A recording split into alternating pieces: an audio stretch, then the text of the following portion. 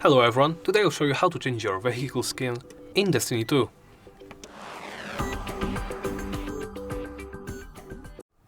First, let's begin by opening View Journey, then navigate to the character and go to the Appearance subscreen. Press the S button if you are on keyboard or the corresponding button if you are on console. Then hover over your vehicle and go into Details. Right now, you can apply in vehicle modes your shaders or skins. You can preview them, you can favorite them, etc, etc. I will apply this and you can simply go back. And that's about it. Thank you for watching and please remember to like, comment and subscribe.